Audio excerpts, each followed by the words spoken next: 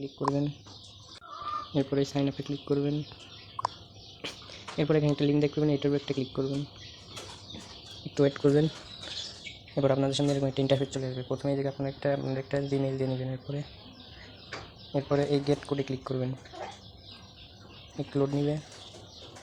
এরপর আপনাদের সামনে ক্যাপচা চলে আসবে, এই যে এইটাকে টেনে এই পাশে আনতে হবে, মানে এই যে এইটাকে নিয়ে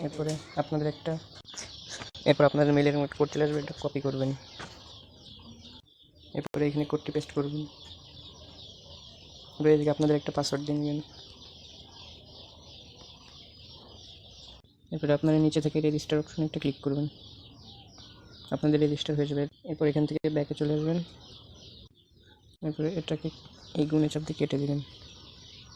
এরপর এই জায়গায় একটা ক্লিক করবেন। এরপর আপনারা এটা কমপ্লিটে ক্লিক করবেন।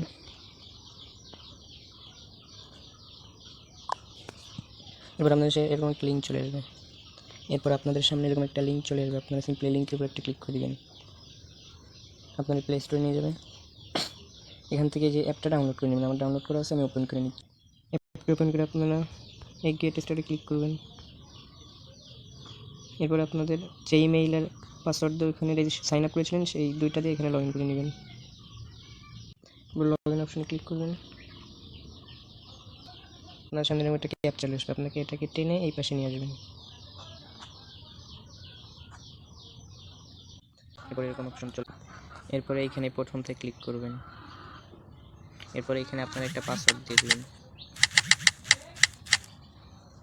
এরপরে কমপ্লিটে ক্লিক করবেন। এরপর এই ব্যাকআপ লেটারে ক্লিক করবেন, নিচে কনফার্মে ক্লিক করবেন। এরপর এখানে ইয়েস লিখবেন, YES। এরপর আবার কনফার্মে ক্লিক করবেন। এরপরে সেভ এন্ড এইখানে ক্লিক করবেন। এরপরে ভেরিফাই অপশনে ক্লিক করবেন। এরপর স্টার্ট ভেরিফিকেশনে ক্লিক করবেন। এরপর এখানে আপনারা আপনাদের ফেসটা দিয়ে নেবেন। আপনাদের সামনে এরকম একটা ইন্টারফেস চলে আসবে, আপনারা এই কমপ্লিটে ক্লিক করে দেবেন। কমপ্লিটে ক্লিক করার পর এরকম চলে আসবে, আপনাদের এখানে 2 থেকে 4 ঘন্টা, সর্বোচ্চ 24 ঘন্টার ভিতরে ভেরিফাই হয়ে যাবে। এরপর আপনারা কয়েক ঘন্টা পরে এসে এইখানে মি আইডিতে ক্লিক করবেন। এরপরে ভেরিফাই হয়ে গেলে আপনাদের সামনে এরকম ইন্টারফেস চলে আসবে, নিচে এরকম। এই পেজের একটা স্ক্রিনশট নিয়ে আমাকে জমা দেবেন। তো আপনারা সিম্পলি এই কর্নারে একটা ক্লিক করে দেবেন রেকর্ডে।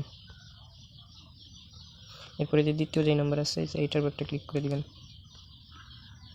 তো এই পেজের আপনারা একটা স্ক্রিনশট নিয়ে নেবেন, আমি একটা নিয়ে নিচ্ছি। বটে এসে কমপ্লিটে ক্লিক করে দেবেন। এরপর আপনারা এই মেইন মেনুতে ক্লিক করে দেবেন। আপনাদের অ্যাপটা ভেরিফাই হয়ে গেলে এই সাবমিট ডিটেলসে ক্লিক করবেন। এবার আপনারা এই জায়গায় একটা ক্লিক করে ওই স্ক্রিনশটটা দিয়ে দেবেন।